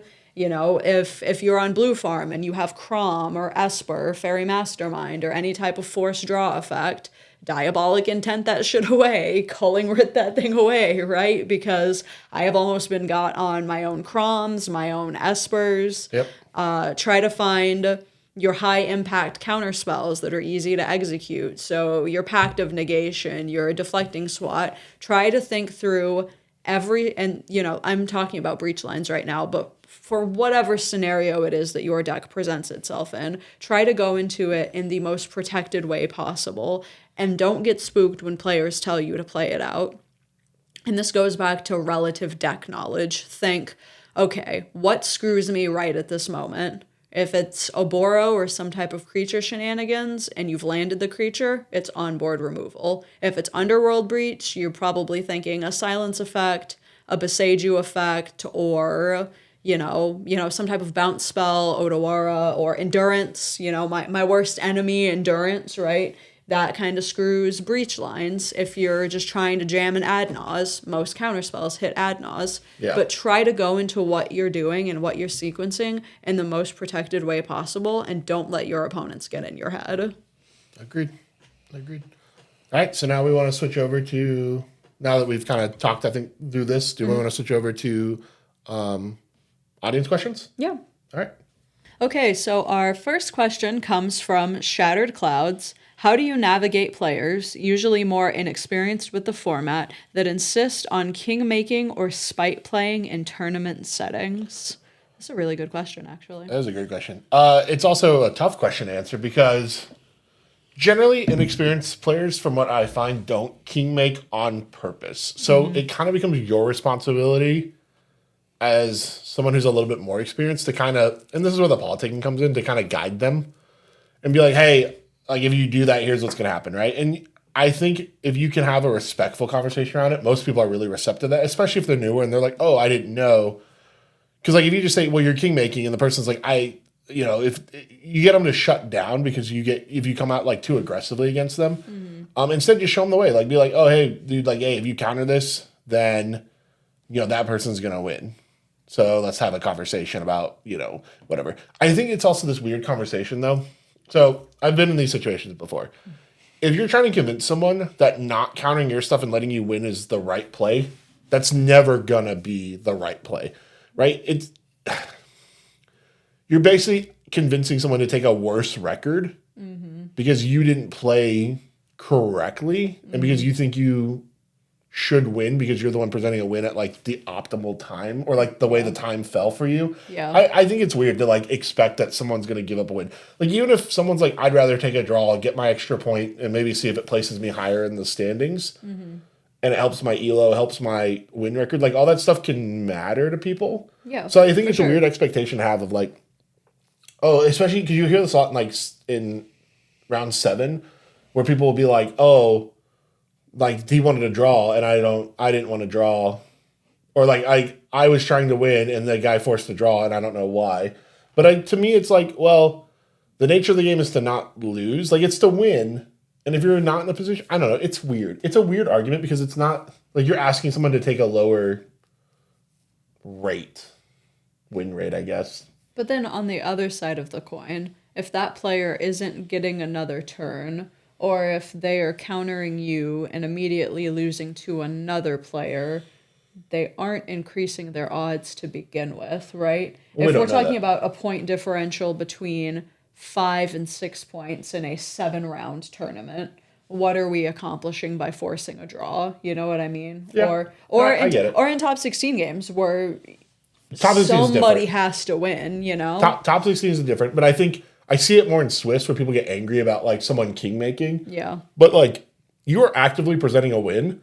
Even if it's like they've drawn 30 cards, my odds of getting to my turn are still higher if I counter you and stop you winning right now and hoping he doesn't win on his turn rather than letting you win. Like, I hear that argument all the time, and I just don't understand it. Because it's like, yeah, they're winning. And like I said, I've argued this before too. I remember there was a game early on in my career at an SCG con where I kind of argued it with somebody, and the game got way too spicy in my opinion. And that was partly my fault. Thankfully, me and the guy hugged it out, and we're fine now, right? Like nothing bad came out of it. Like it wasn't. I would say it was not in the moment. Probably felt a little negative because it was. I was arguing like, hey, why would you counter me? He was going down to no cards in hand, not even really a way to win. Yeah. Whereas like Blue Farm clearly was going to win, and Blue Farm did win, right? It was our friend Elizabeth ended up winning. Yeah. And then the Blue Farm player next to me though got really salty because his win had just gotten stopped, so he was kind of arguing like, oh, you should stop him. I think it was a little spiteful, but like whatever. Yeah. He got really aggressive. So I kind of started to back up. I was like, okay, this is getting a little out of hand. The dude across from me got very, I think, overwhelmed. He was newer. And that conversation I think it spiraled really badly. And again, I definitely played a part in that. But I did apologize to the guy next to me. He didn't care. But like, it's awkward. It's awkward. well, it's that, I think back there's no good outcome for him. Right. Oh, I'm just going to sit on this counter spell and let that guy win, or I'm going to let Blue Farm win, But there's no good outcome for that guy. And that's where I was kind of at. Like, you don't win either way, so why do you care? But like, that's valid logic, though. That's valid. A valid point. It is valid. But still, if I'm going to play to the highest EV, then the idea here is that I'm going to maximize my chance of seeing a turn. Stopping you winning actively maximizes my chances. Even if that percentage went from like, I get to see a turn from 0.6 to 0.7, I still maximize my chances. So like when you're playing top 16, I don't think there is king making. It's you're the one who went for it and got stopped. That's not on me. That's on you. Yeah. Right? You didn't have a window. You thought you did. But you didn't. You arguing me not to counter your stuff and let you win is, I think it's a weird argument. It is a weird argument. It is. And again, I've been there, so I because I have experience in this situation, and I think back like I made that argument. Now today, I would just accept the loss. I'd be like, yeah, you got me. That sucks, right? Like I was more inexperienced then, but like thinking back on that and the way the situation played out, I would not do that again, and for exactly that reason, right? His best chance to win is to see another turn. You maximize your chance. So do it, right? Like I don't see anything wrong with it. Where it gets weird, right, is if it's like the Angel's Grace for the Boil 2. Where it's like the guy did it kind of spitefully. That's where it gets a little like, okay, why? Like you said someone needed to win. We all agreed someone needs to win. It's round 7, there's no point in we're all in a winning in pod. We're all it. I think it's different if you come in there and you're like, look, guys, I'm not going to draw under any circumstance. Or like, hey, I'm going to play to my outs. And I'm going to play this like I would any other game. Yep. If we draw, we draw. Like, I'm not going to guarantee anyone winning. Yep. But the fact that he came in there and was like, we need a win, right? Yep. And he was on board with that while he was winning. Yeah, up to the point. And then we all worked to stop him. And suddenly, I'm going to tutor something. So we forced a draw. Right. Okay. So that goes to the second part of the question, right? Yeah. The spite part. Yeah. Spite sucks. People are going to do it. There's nothing you can do about it, right? You can try to appeal to their better nature, but honestly, most spite plays come from people being heated anyway. So you can try, but like I've been spite played by people that are even my friends outside of CEDH tournament games, just regular CEDH games, because tensions get high, people get heated, people don't want to lose, and things happen. So with spite playing, the best thing you can do is just play the game the right way, right? Approach it in a way where you're not the bad guy, right? Where you've been the nice guy, you've been friendly. You'll find that your rate of spite playing goes down, right? People will spite the person they don't like. If you are unfriendly at the table, people don't like you. People don't like your demeanor, the way you're talking to them, whatever. I've seen people literally spite play someone over just the way they talked. Like I remember there was a game where a guy literally went, I feel like you've disrespected me all game. I'm going to stop your win here and let him win. And I was like, oh, spicy. And I was the beneficiary of that. And I was like, well, I appreciate the free win, but like, holy cow, this is a crazy reason to stop somebody. I walk into? It'd been already inflamed throughout that game. So like me and the other guy across from me were like, we kept giving each other like, bro, are you hearing this shit? Like, what the heck is happening? Like, do these people know each other? Yeah. I don't even think they knew each other. I think it literally, one guy was just kind of like over explaining things, and I think he was talking down to the dude, and the dude got super heated back. That'll do it. And the guy got like responded by even getting even more heated back, and it was just like, do it. and then it spiraled out of control from there to the point where that spite play happened. But I think if you're like, the amount of times I've been spite played in games, in tournament games, ridiculously low. I think it's happened like 3-4 times maybe. I can really only think of the one for myself personally that jumps to mind as super egregious. It's the loyalty one? Yeah, the loyalty. Other than that, yeah. I even trying to think about it, like being straight spite played. I don't know that I've ever been spite played. I think I've had people over respect me for it being me, but I don't think they were spite playing. I think they were just over respecting me as a player because it was like, oh, Jordan Drake's at the table and now you have to play a certain way. I don't think that's spite playing though. That's different, right? It's over respecting the threat that I present, which is fine. Like, you learn to play around that when you play. I don't know. I just got used to it and just adapted to it. I'm not going to engage, right? Like, the best thing you do, just don't engage. If people are going to be like that, don't engage. Yep. Be professional, be above it, right? Some people are going to be petty. It is what it is. Take it on the chin when it happens. Move on. If it's happening consistently, I'm sorry, you're probably the problem, at least a little bit. I'd probably reevaluate your behavior and see like what you're bringing, the kind of energy you're bringing to the table, and see if that's affecting things. All right, next question. Okay, next question from July in our Discord. Preemptively asking this in case it's not the main topic of the next video. Spoiler alert, friend, it wasn't. What are your thoughts on the ban updates? Posting this the night before, so this question might not matter. God, we were so optimistic. We were so optimistic. I'm so sorry that the answer to this question isn't going to be more substantive. I don't have thoughts on it was Biorhythm and TNT? It was underwhelming. Spicy new tech? And I'm sad. Unleash Malcolm, unban J-Lo. That my thoughts can be summed up in 20 seconds. I'm a little annoyed. Okay, there's two parts to it that I'm annoyed. I'm not annoyed about the unbans. I kind of expected it, realistically, to be something dumb. I didn't expect J-Lo to come back. Like, I thought there's like a 30% chance. Let me cope. Crypt, I know Crypt and I do not think Crypt and Dockside are ever coming back. I honestly those are locked away. So I figured the unbans would be something stupid. And I didn't think I'd care. I am shocked that they're considering Gristlebrand. I think that's a mistake. Yeah. I think he's way too easy to reanimate. Yeah. Like, the meta will just turn into a bunch of the reanimation stuff. I mean, it makes Calamity's like funnier. Now, I did think Rhystic or Thassa's was going to get axed. Now, I didn't think it was a high chance, right? I thought there would be some type of substantive shakeup, one big heavy hitter, and then the rest inconsequential to the CEDH space. I didn't think Rhystic would get banned. I hoped it did, but I didn't think it would. Yeah. Only because I think Rhystic is becoming a problem for the tournament structure, rather than if games could go on forever, right? If we had an unlimited time and we were all in a time bubble, we could play our game and come out of our time bubble and, make it work. Rhystic Study's not that big of a problem. Like, it does cause long games, but over yapping is more of a problem in these games than Rhystic Study is. Oh, yeah. So, like, Rhystic Study does drag games a little longer, but it also does create the interesting stack wars that I think are sometimes really cool to be a part of. You don't get those without Rhystic Study. So, like, I see both sides of the coin on Rhystic Study. Yeah. Thoracle, I actually expected to be banned because I know casual players, for some weird reason, hate this card. Yeah.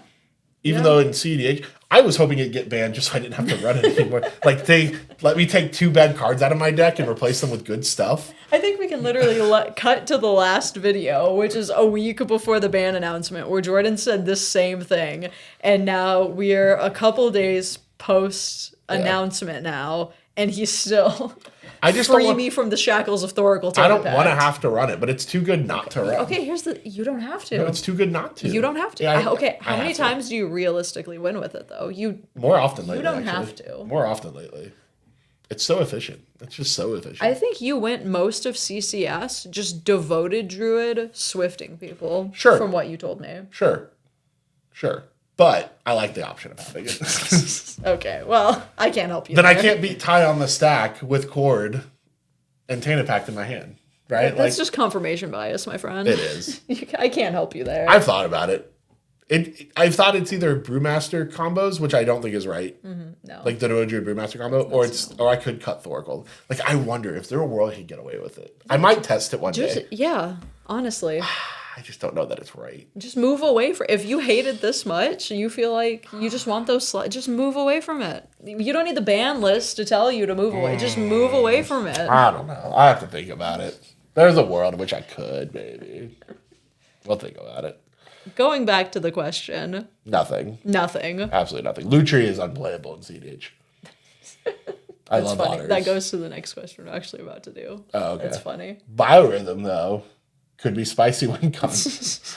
8 mana win. Not even win. Maybe win. Maybe win in But the most decks, exact perfect board state in your magical fairyland I was scenario. Saying, most decks are running enough creatures nowadays to where, like, even if you did it, it wouldn't even kill the board. Yeah. Or kill the table. You'd kill, like, maybe the Rockside player. I was gonna say you cook maybe the Rao player. You cook the Adnos player, maybe, depending on what they're doing. Well, because not only would it have to go off, you'd have to be able to immediately swing for lethal. Yep. Because even passing turn in CEDH is still bad. That's the thing. So if I'm on 2 life, but I'm going to my Underworld Breach turn, yeah, you're fine. I don't really care that I have 2 life. No. You know? As long as you're not dead, you're winning, right? Exactly. So okay, so yeah, last question from our friend Josh in the Discord. So Jordan, you gonna build Lutri?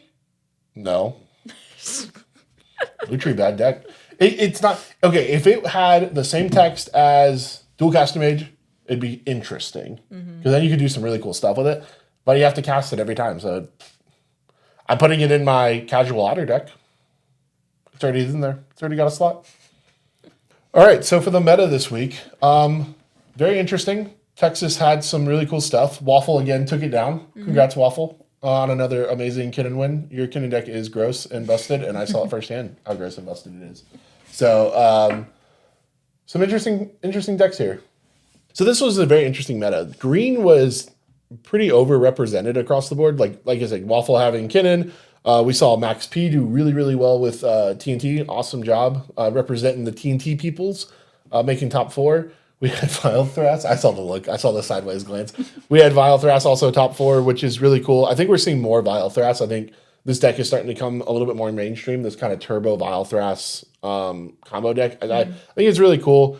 We saw the gamut of Timnacroms. We actually saw a lot of Timnacrom. I know there's quite a few Timnacrom players out in Texas, so not super surprising to see them kind of show up.